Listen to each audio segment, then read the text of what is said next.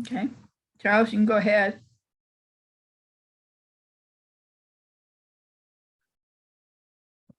Okay, I just want to make sure you guys can see my screen. Okay. Yeah, Yes, thumbnails, a row of Okay. thumbnails. Okay. This trip was actually in November of 2019, so it's been a minute.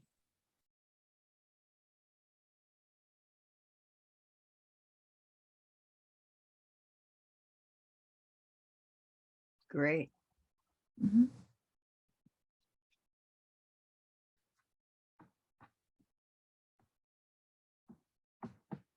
Is there any way you can enlarge it? No, because of the video formats. I was shooting vertically, as opposed to horizontally. It's just a lot easier. Plus, yeah. Right now, the setup is working differently than before. I wonder why that is. You Why want is to I think click everyone on that looks- little Here's- square next to Yeah, way over on the right, about 1/3 down the screen, there's a little square. Click on that. the Open show up. video, show small. Oh, that's not it. See, there's a minus, a square, and an X. okay, and then also Click on the square. bottom. right, Yeah, right right there. there. Okay. Well, Oh, let's that see, then didn't you might help. be able to raise the whole page up. At the bottom, there was the diagonal arrows, about 2/3 down the page on the right. I don't see. Let me see. Okay, I don't. I can't find it because the interface is completely different. This is going to make everything a lot harder. okay, under your blue line that's going across, it shows how much of your video you've shown. There's a diagonal line at the bottom right. Right there, yeah. That's probably about as best we're gonna get it. Okay, because Okay.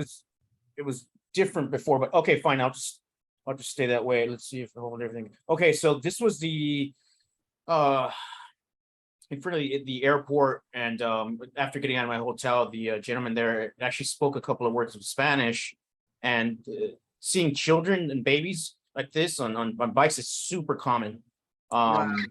I just blown away when I saw this. I think this maybe. I'm sorry, I Oh, yeah, have go a ahead. black screen. Ooh, black Am I screen. doing something wrong? Oh, okay, now it's okay. Okay, good. I'm gonna go full screen now, see what happens. Yeah, I'm seeing the picture in the middle. Oh, I don't see, I have a black screen, Uh, completely black. Is Barbara the only one that has completely black? Because I'm seeing the video. Now I have a white screen only. that's I don't know what to tell you. Oh, yeah. I'm fine. Yeah, Should I just leave and then come back in? I don't know what to do. yeah, try that and maybe on your phone. Leave meeting.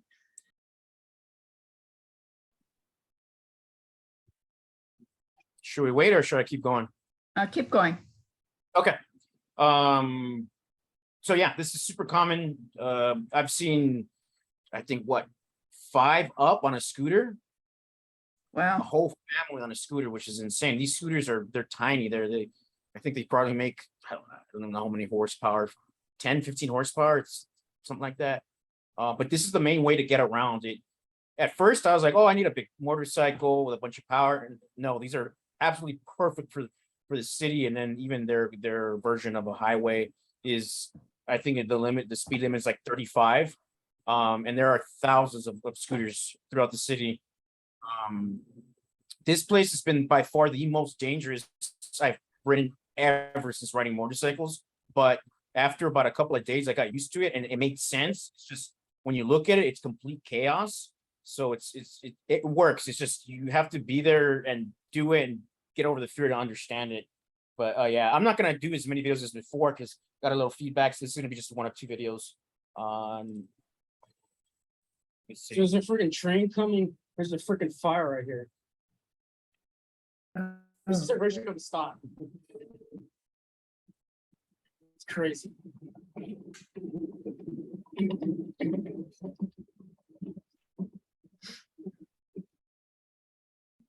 Nothing there, but okay. This is Ho Chi Minh City. And in order to like block traffic, they just roll these gates, and then there's a person that's standing right there. That he rolls the gates and make sure that traffic doesn't come through. But yeah, I just thought this was interesting. And then there was a random fire there for some reason. I don't know why. Let's see here. What's this? We'll go to the first photo.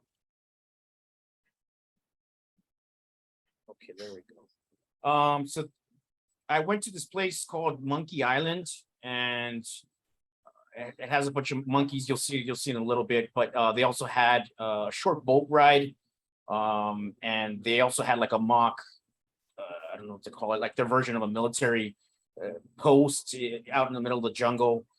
And I just took this photo. I just wanted to capture the memory just to see how crazy how like sticks. Everything is sticks. I can't see anything other than, yeah, nothing here is like man-made. It's all just sticks. And even in the bridge I was walking on was falling apart. Like my foot almost went through it. Okay, let me see. Skip to the next photo. So yeah, this is what their version of a command center looks like, or where officers would be like. And this is all in the middle of a jungle. So yeah, I just took this photo. I thought it was super interesting. And then yeah, these are the monkeys there. And I just started taking monkeys, and like his tongue was sticking out. But these monkeys actually will steal anything that's like looks like a bag. So cell phones, glasses, anything looks like a bag, and you'll see in the next photo that one of them snuck up on me, and then it scared me, and then this is what happened. So these monkeys have been doing this for so long, they actually know how to pop the top off a can of soda. Online that they actually are smart enough to trade with you. So say they steal your cell phone or sunglasses. If you have something that looks like a can or something, they're so used to it, they'll actually trade with you. They're very aggressive. So if you like, there's like warning signs all the places, don't hit monkeys, don't hit them, don't punch them. Because they're so aggressive with try to take things, people get mad and they try to get their stuff back. But they're walking all over the place. So you have to be mindful of what's around you. So yeah. And then I took this is the first short ferry ride I took. And I think it cost about 50 cents, and just a horde of trucks and scooters, cars just jumped on this short ferry ride that was maybe, I'm going to say like 3 blocks, something like that.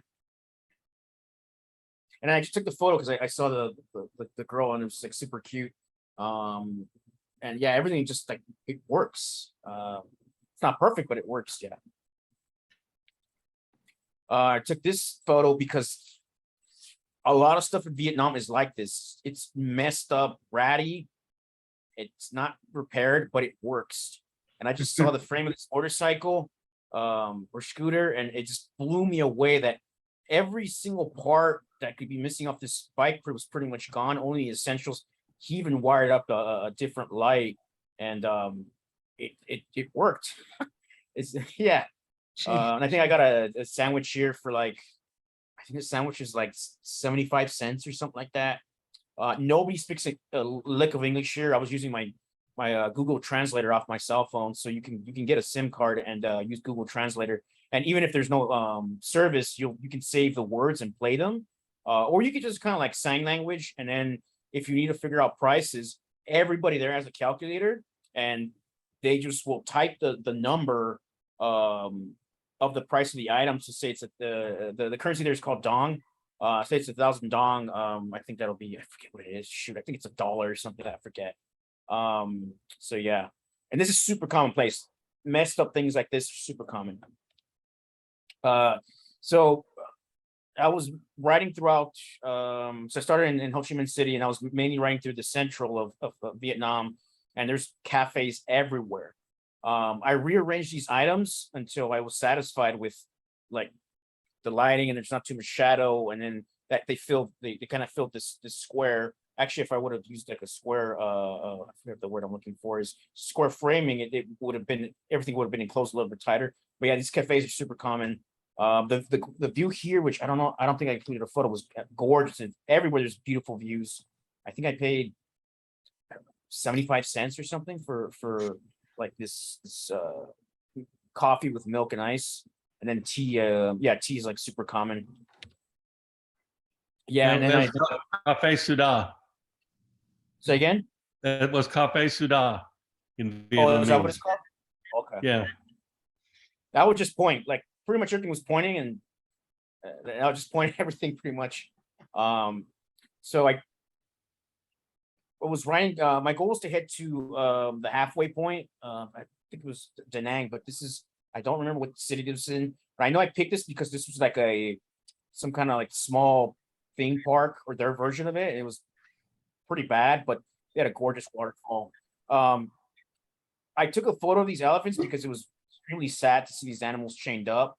The animal's extremely stressed. You can't tell, but if you look at the lower of their foot, that chain is maybe 4 feet. No, correction, probably like 3 feet. So they just go left and right, left and right. They just keep doing it. Hi, good afternoon. May I speak to Herbert Roger? This is he. Hi, this is Nicole calling from the. You got a hard. There we Keep go. going. Okay.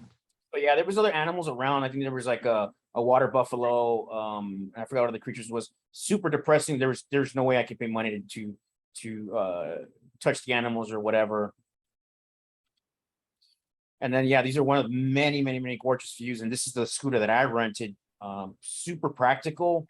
So where the bags are at, there's actually like some hooks, so you can strap your groceries to it. There's room underneath the seat for your helmet. And I put this little bag in the front because doing research is if you have your cell phone in your hand, it will get stolen, especially if you're in the city. So I just had that bag to also navigate to where I was going and keep my cell phone safe. The bag in the bag, I travel super lightweight. So when I travel, that's all I'm carrying. And then the only thing that changed was wet weather gear, which it did rain, and then whatever I'm carrying with. I keep it super basic, probably under 15 pounds. And then I took this photo because these are somebody's homes. They're floating on this river.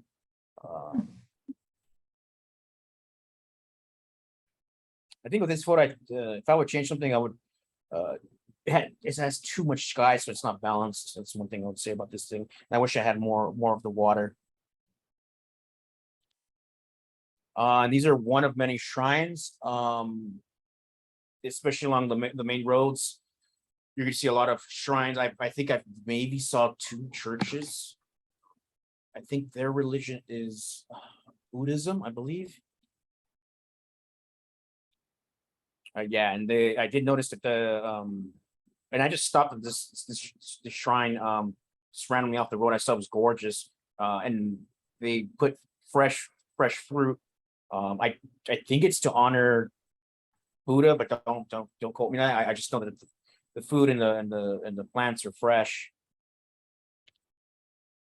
And then I believe here's when I finally made it to. This was on not this road, but I went in this direction because this one TV show stopped here. I think it's called Top Gear. They supposedly rode. Well, they rode this like crazy curvy road. That's like supposed to be amazing. It was cool. But yeah, this road went to nowhere. It just stopped, and they put all these guardrails, and it just stopped all of a sudden. I had to do a servicing as part of the bike or the scooter when I rented it, and I just thought it was kind of strange that you could walk into the mechanics area. So I just thought that was super strange. And then I was trying to take different photos with this scooter, but I never really got the angle. I just kind of wanted to feature the fact that the shop was open, and other places you can't do that for liability reasons. I believe this is Confucius. And I took a couple of photos trying to play with the what's at the bottom, which I don't know what that game is called, but yeah, I was trying to play with the framing of that, including him as well. This was at a mountain in, I think it was Da Nang. My scooter was allowed to go up there because it's called semi-automatic, which is there's no clutch. But yeah, I think it was like parking was 50 cents or something. And there was a bunch of other local tourists. It was pretty cool, real show. And I took this photo because this describes Vietnam, because a lot of things are broken and messed up, but it works. It just looks like a gigantic mess. And stuff like this is everywhere. It works. It's a gigantic mess. This is when I'm already headed back. I've already headed back, and I headed back to Ho Chi Minh City. I stayed a couple of days, but there's scooters everywhere, and they actually moved my scooter, which I thought was disrespectful, but it's actually common that people move your scooters. It's just normal. They don't steal them. There's so many of them. They're not really worth a lot. I think a used scooter is $150, something like that. A new one is about 600. And then yeah, just a city, and it's absolute chaos if you're new. But once you get used to it, it makes perfect sense. I would describe it as flow. So if you are not going with the flow of traffic, you're wrong. Even if they're going backwards and everybody else is going backwards, which has happened. I've had almost a family run me over. I have to get out of the way, not them, because they're in the direction of traffic flow, even though they're on the sidewalk. I've seen people ride backwards, the opposite direction, run stoplights. There's like almost no rules in a way. And I didn't see a single person get injured other than a foreigner crash. And the reason why I knew he was a foreigner is because he had nice gear and he was fully geared out, as opposed to everybody here. Everybody's just wearing regular clothes and only a helmet. I think this person in the center is wearing a bicycle helmet, but he was the only person to crash in the whole about 2 weeks I was there. And I just took this photo because this is what they think is American. The funny looking hat, and yeah, I don't know. I was on the streets, and I decided to do some street photography and just took this photo. It just stood out to me. Stuff like this, carrying way overloaded things on a scooter, is completely normal and completely common. I've actually seen much worse than this.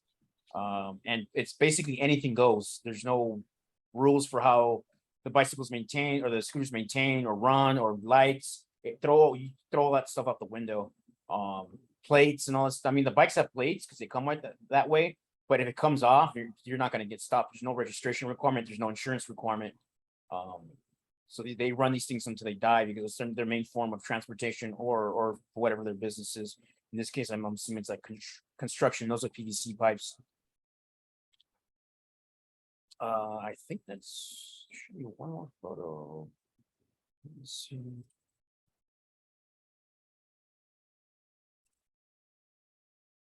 Oh yeah, so this is basically in front of the airport, and I just saw these flags and they're super interesting. So I kind of try to arrange my gear to be included with the photo, but I never quite got what I wanted. But I don't know. I just thought it was kind of a cool photo with all the flags. And this right here, I'm just doing like street photography. I'm just walking. And then I took this photo just because the reflection of the water. If I had to change something, it's the horizon. Well, not the horizon line, but this line here, it's not level, so I could probably edit it and fix that. And yeah, I thought the artwork there was super interesting. Another thing I noticed about being in Ho Chi Minh City is it is not maintained. Actually, almost nothing in Vietnam has been, the whole time I was traveling, nothing is maintained. It's somewhat modern, but it's just not maintained. I think that should be it. Yeah, I took this photo because I was like, why is there hanging food like that? That's kind of weird. Cleanliness, throw out the window. Refrigeration, throw out the window. The whole time I was there, I never got sick, and I pretty much all I ate was pho. I think only one time did somebody not want to serve me and they were angry. They told me to go across the street, but I never had any issue with locals or American or whatever, because I did have an American flag. I would say most people were surprised because I would rarely see a foreigner from anywhere. And a lot of times I was by myself going through some of the rural areas.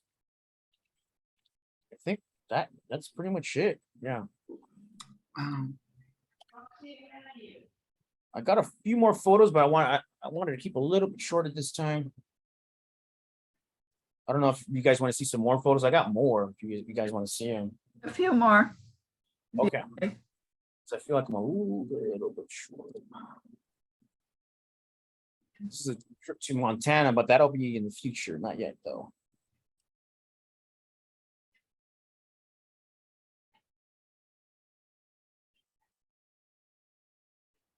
Let's see if I can find it. That's what I'm on.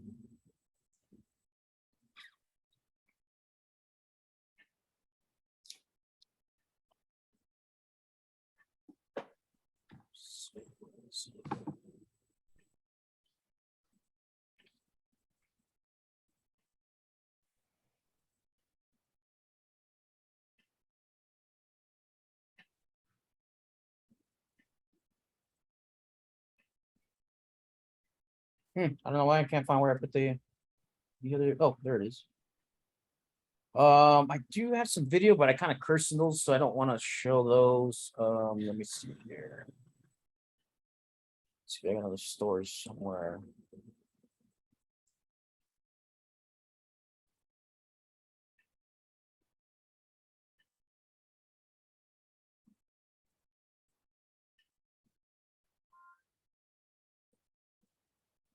How long were you there? 2 weeks. Hmm. I travel. I wherever I go to, I always go just to ride. I don't do anything touristy. I don't do guided tours. I go for the adventure. So some of the things I have to do prior research, figure things on my own, run into problems, adjust to the local traffic. And I've traveled so much that I almost nothing catches me off guard except for this place. This place caught me off guard, but just like anything else, it's just overcome the fear, and then whatever happens is that's out of your control. Just do the best you can. I do not do anything 5-star hotel and like fancy food places. No, I go freaking bare bones, avoid all the touristy areas, and I go for the adventure, for that kind of sense of like mystery, and I kind of make things up as I go. I mean, I have somewhat of a plan that I'll adjust, but where I'm going to stop or where I'm going to get a room at, I make it up as I go along. That's not for everybody. It's because anxiety driven. That's what I do. I just go on Google Maps. I'll find a place. Does it have reviews? How much does it cost? And it's all on my route. All right, cool. And then as far as cleanliness, it's all over the place.